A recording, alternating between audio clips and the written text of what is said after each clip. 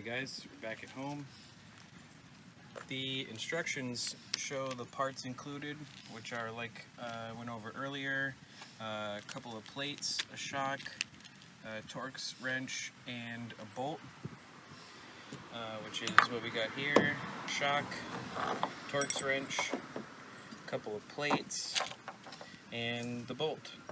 I don't know, it seems like might be some kind of film or something like that. I'm going to hold on to it just in case. It looks like, from just perusing the instructions, looks like we slip a plate onto here that has one end, ball end, for the shock to sit on, and then I don't know where it is up here, but one of these is going to come out, and we're going to put the other plate. I think this plate goes on top, this plate goes on the liftgate, and the strut will sit in between here.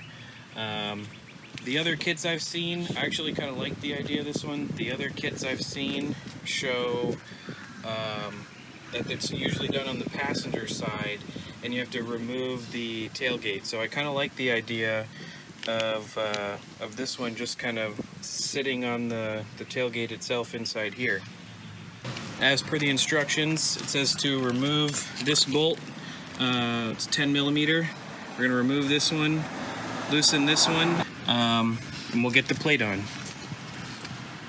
Okay, as the instructions say, we take this plate, we slide this between the tailgate plate and the washer, and then we'll put the original bolt back in up top.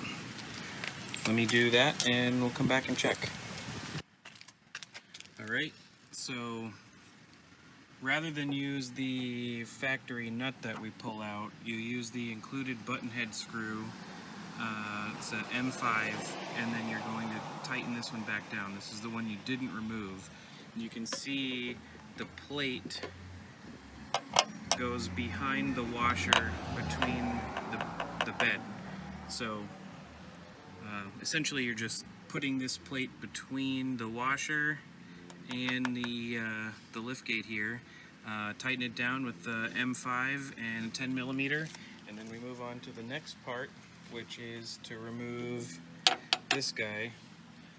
You can use where is it?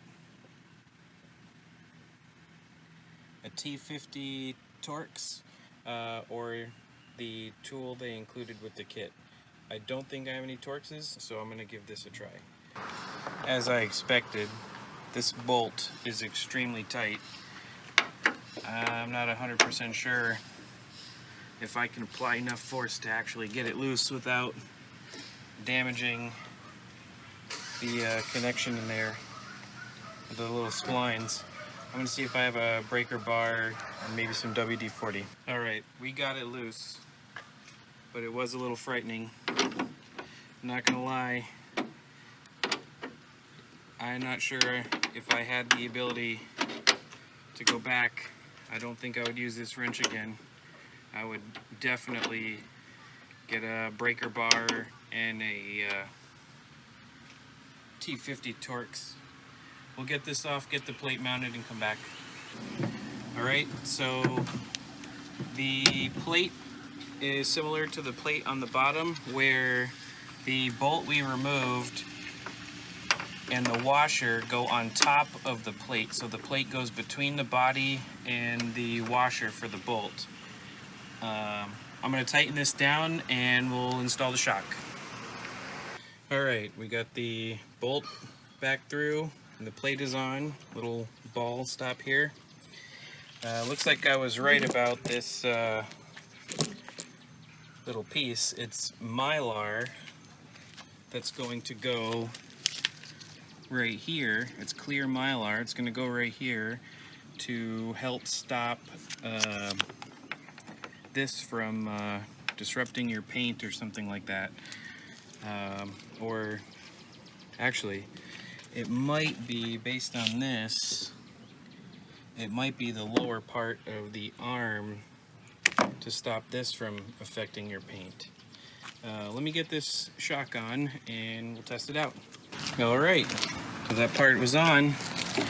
You take the narrow end of the shock, pop it onto the bottom ball, take the top part of the shock, pop it up here.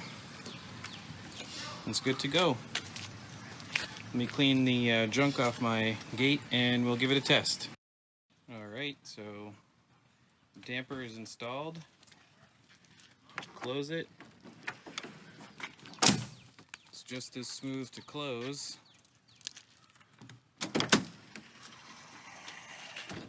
Oh yeah, that works really good, guys.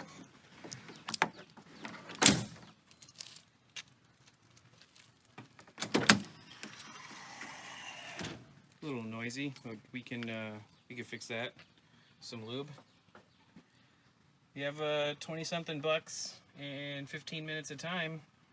I'd say give it a try. DZ Tailgate. I'll put the link and the product number in the description. Thanks for watching, guys.